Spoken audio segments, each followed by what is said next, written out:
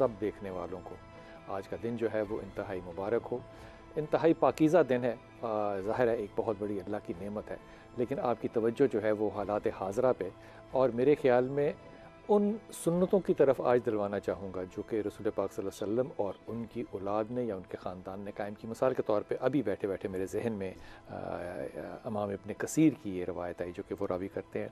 वो कहते हैं कि मुस्लिम बिन अकील जब गए कूफ़ा, तो ये आपको अंदाज़ा होगा कि ये आपने करबला में सारे वाक़यात सुने होंगे कि कितना ज़्यादा स्ट्रेस था और कितनी ज़्यादा खतूत की बात थी। तो वहाँ पर जब वो गए तो शुरेक थे एक साहब जिन्होंने, जो कि अमीर आदमी थे बड़े, उनके घर में उन्होंने पनाह तो नहीं ली मैं कहूँगा, लेकिन वो छुप के उन्होंने शुरेक ने रखा उनको। और उबैदुल्लाह इब्न ज़ियाद ने आना था उनको मिलने के लिए और आप बीमार थे, हज़रत शुरेक जो थे वो बीमार थे। तो उन्होंने कहा वो मेरी तीमारदारी के लिए आएगा, तो मैं बीमार हूँ तो मैं पानी मांगूंगा, तो जब ग़ुलाम या नौकर कोई पानी लेकर आए तो तुम वो पानी लाना और बहाने से उसकी गर्दन उतार देना। दो चीज़ें होंगी इससे जो कि उन्होंने कहा एक तो ये बात होगी कि ये बहुत सी रियासत जो है ये आपके ताबे आ जाएगी, और फिर दूसरी बात ये कि फ़साद और फितना जो है वो भी ख़त्म होगा। अब वो अब्दुल्ला इब्न ज़ियाद जो है वो आया हज़रत शुरैत के घर में। आप बड़े अमीर आदमी थे, बड़े रईस आदमी थे कूफा के। उनको मिला तो उन्होंने एक कोड वर्ड रखा हुआ था पानी मांगने का। तो उन्होंने पानी मांगा तो वो जो लौंडी थी वो पानी लेकर तो आई, लेकिन हज़रत मुस्लिम बिन अकील जो है वो पानी लेकर नहीं आए, वहीं पे रहे। दूसरी दफ़ा कहा, तीसरी दफ़ा कहा। जब तीसरी दफ़ा कहा तो इब्न ज़ियाद के ग़ुलाम ने भांप लिया कि ये कोई ख़तरनाक बात है यहाँ पे। वो वहाँ से लेके इब्न ज़ियाद को निकल गया। थोड़ी देर बाद जब हज़रत मुस्लिम बिन अकील जो है वो शुरैत के सामने आए तो उन्होंने कहा कि इतना अच्छा मौका तुमने क्यों गुमा दिया। अब ये जुमला सुनिए ज़रा। मैं कहता हूँ कि रियासत मदीना जो है ना वो इस बुनियाद पे कायम होगी जब भी होगी। उन्होंने कहा कि जब तुमने कहा कि पानी लाओ और मैं तलवार निकाल के आने लगा और उसकी गर्दन उतारने लगा इब्न ज़ियाद की, तो मुझे नबी पाक सल्लल्लाहु अलैहि वसल्लम की बात याद आ गई। हाय हाय हाय, कुर्बान जाइए नबी पाक के। नबी पाक ने कहा कि मुसलमान किसी को धोखे से नहीं मारता। बस जो ही मेरे दिमाग में बात आई मैंने इस बात को छोड़ दिया। अब गौर कीजिए कि उसके बाद हज़रत मुस्लिम बिन अकील के साथ क्या हुआ, इस बात को मद्देनज़र रखिए। लेकिन वो जब हदीस पहुंच गई मेरे नबी पाक की और जब असूल पहुंच गया तो फिर धोखा नहीं, चाहे करबला बर्पा हो जाए लेकिन धोखा नहीं। 76 साल हो गए माशाअल्लाह ताला।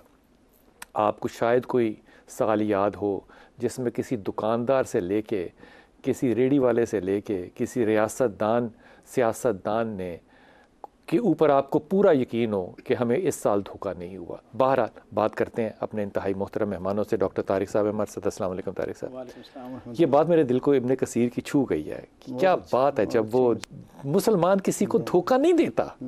बस ख़त्म हो गई बात। इंतहाई मोहतरम उल्लामा उस्तादुर रहमान भाई अस्सलाम वालेकुम, खैरियत से हैं आप? अल्हम्दुलिल्लाह। और इंतहाई मोहतरम मुफ्ती सखावत भाई अस्सलाम वालेकुम। हुजूर इजाज़त दें आपसे बात शुरू करता हूँ।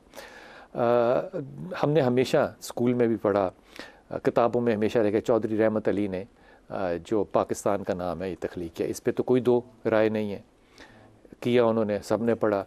लेकिन कमाल बात यह है कि अभी एक रीसेंट रिसर्च आई, रीसेंट तो नहीं है, थोड़ी सी पुरानी है, कश्मीर के अंदर ये पब्लिश हुई, कश्मीर के न्यूज़पेपर में। और इसके लिखने वाले जो है वो अकील अब्बास जाफ़री साहब हैं जो कि बुनियादी तौर पे हिस्टोरियन है और हयात है। पहली बात तो ये, उन्होंने कहा कि 1928 में ग़ुलाम हसन काज़मी ने एक अपने अखबार की रजिस्ट्रेशन करवाने के लिए एप्लीकेशन दी और वो नहीं हुआ। उस अखबार का नाम पाकिस्तान था, उस अखबार 1928 में। और हम जब चौधरी रहमत अली का नाम लेते हैं, जो कि लेते रहेंगे क्योंकि हमारे सिलेबस में है, हमारे सिलेबस में तो खैर ये भी था कि जहेज़ एक लानत है, फिर उलमा इकराम ने अपनी राय उस पर बदल ली। ये 1933 की बात है चौधरी रहमत अली की। ये जो मैं बात आपको कह रहा हूँ ग़ुलाम हसन काज़मी की, ये 1928 की है।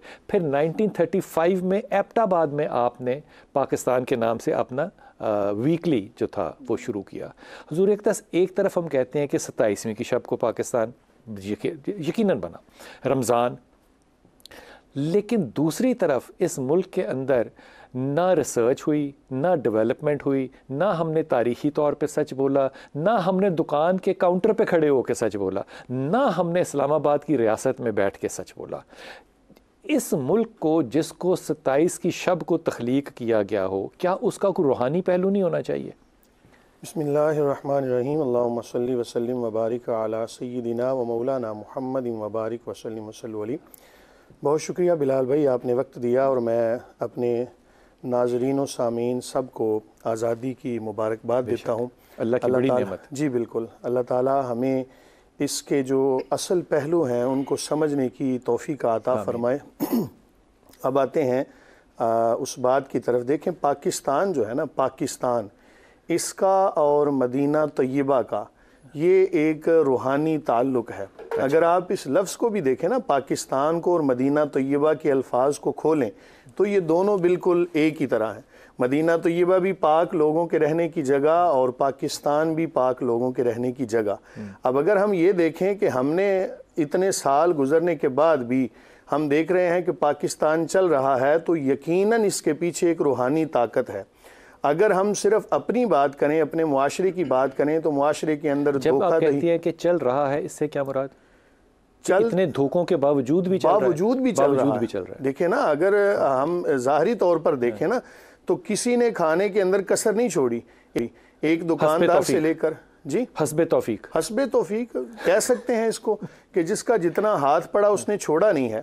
अल्लाह रब्बुल आलमीन ने पाकिस्तान को बिलाल भाई इतनी चीज़ें अता फरमाई हैं कि हमारी सोच गुम हो जाती है, पहाड़ों से लेकर समंदरों तक और हर किस्म का। जो आप कह रहे हैं ना, ये जो नुक्ता आपने निकाला ना कि पाकिस्तान को हर कोई हस्बे तौफीक खा रहा है फिर भी ये चल रहा है, ये रूहानी पहलू है। ये जी इस पे जाके ना दिल ठुक जाता है, कील लग जाता है कि यही रूहानी है। फिर देखें ना, क्योंकि और तो कोई कसर नहीं छोड़ी। बिल्कुल, अगर यही सेम चीज़ें आप किसी भी और मुल्क पे अप्लाई करें ना, इससे आदि भी करके देखें जी, इससे आदि भी करके देखें, आदि क्या इशारतन भी करके देखें तो मुल्क ख़त्म हो जाते हैं।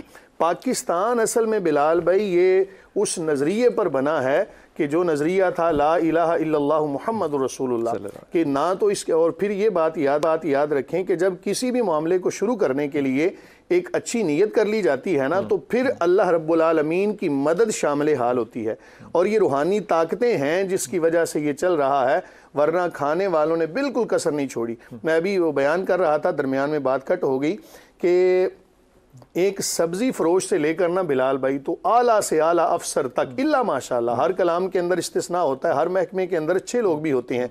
मैं ये समझता हूँ कि उन अच्छे लोगों की नीयत और उनकी बरकत की वजह से ये मामला चल रहे हैं, वरना पाकिस्तान को खाने के अंदर किसी ने कोई कमी नहीं छोड़ी। मैं आपकी डॉक्टर साहब आपकी तवज्जो इस तरह दिलवाना चाहता हूँ, जैसे कि सखावत भाई ने कहा कि पाकिस्तान जो है उसका नज़रिया ला इलाहा इल्लल्लाह।